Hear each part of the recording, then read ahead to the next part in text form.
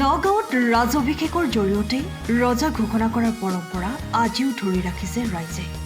মধ্য অসমৰ তাহানিৰ পাঁচো ৰজা আৰু সাতু ৰজাৰ পৰম্পৰা ৰক্ষা কৰি আজিও ৰাজবংশৰ লোকসকলৰ মাজত ৰজা নিৰ্বাচন কৰি ৰাজ অভিষেকৰ জৰিয়তে ৰজা ঘোষণা কৰাৰ পৰম্পৰা ধৰি ৰাখিছে মধ্য অসমবাসীয়ে। নগাঁও জিলাৰ ৫খন ৰাজ্যৰ ক্ৰমে তোপাখুচি, খাইগাঁও, হৰাগাঁও, বাৰপুজীয়া আৰু মিকিৰগাঁও আদি ৰাজ্যৰ ৰজাসকলৰ ৰাজ অভিষেক অনুষ্ঠিত হৈ আহিছে। ৰাজ পৰিয়ালত উত্তৰাধিকাৰীসকলক এনেদৰে অঞ্চলৰ ৰাইজে ৰজা নিৰ্বাচন কৰি ৰজাক নুৱাই ধুৱাই ৰাজদায়িত্ব অৰ্পণ কৰি সমূহীয়াভাৱে ভোজ ভাত খাই এক উৎসৱমুখৰ পৰিৱেশৰ সৃষ্টি কৰি আহিছে।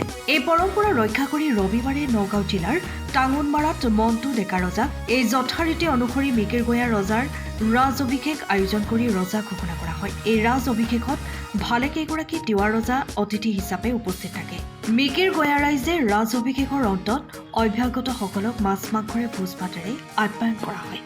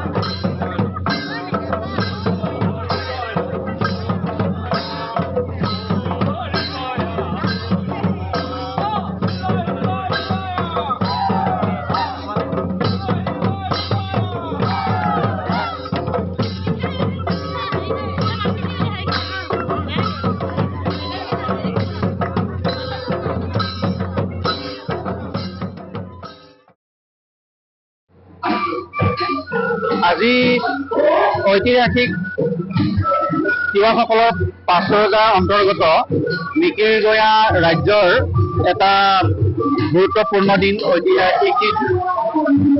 পাঁচো ৰজাৰ ভিতৰত মিকিৰগঞা ৰজা, মিকিৰ ৰাজ্যৰ ৰজাও অন্যতম এগৰাকী ৰজা। কিন্তু কালক্ৰমত বৈষ্ণৱ ধৰ্মৰ প্ৰভাৱত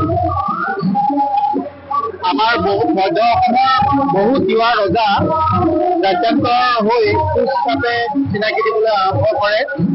গতিকে অন্যান্য পাৰিষদবৰ্গ, সেনাপতিকে ধৰি অন্যান্য পাৰিষদবৰ্গ বা অন্যান্য প্ৰজাসকলৰ লগত এই ৰজাঘৰীয়াৰ সম্পৰ্কটো লাহে লাহে বিচ্ছিন্ন হৈ যায়।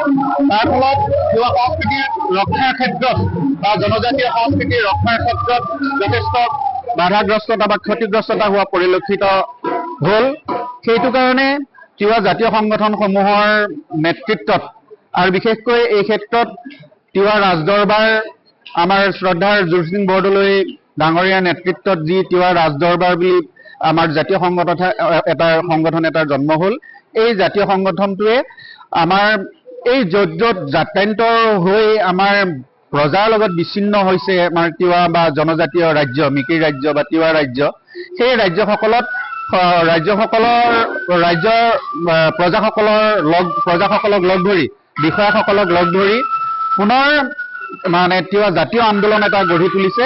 আৰু ইয়াতো সেই বিচ্ছিন্ন হোৱা ৰাজকীয় পৰম্পৰা যি নাইকিয়া হৈছিলে, বাধাগ্ৰস্ত হৈছিলে, আজি ইয়াত যি ডেকা ৰজা, সেই ডেকা ৰজাকে ৰজা হিচাপে পাতি লৈ ৰাজদৰবাৰৰ অন্তৰ্ভুক্ত কৰিছে। আজি ইয়াত যিজন ৰজাক ডেকা ৰজা হিচাপে বৰণ কৰিছে তেখেত হৈছে মণ্টু ডেকা ৰজা। গতিকে ইয়াৰ জৰিয়তে নিশ্চয় আমাৰ জনজাতীয় সংস্কৃতি ৰক্ষা হোৱাত এইটো এটা গুৰুত্বপূৰ্ণ আজি দিন হৈছে, ভূমিকা গ্ৰহণ কৰিব এই ৰাজ্যৰ প্ৰজাসকলেও, ৰজা বা বিষয়াসকলে।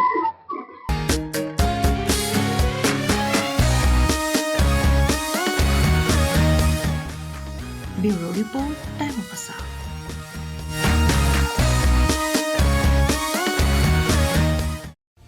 সময়ৰ খবৰ সময়ত পাবলৈ ফ'ল' কৰক টাইম অফ আছাম।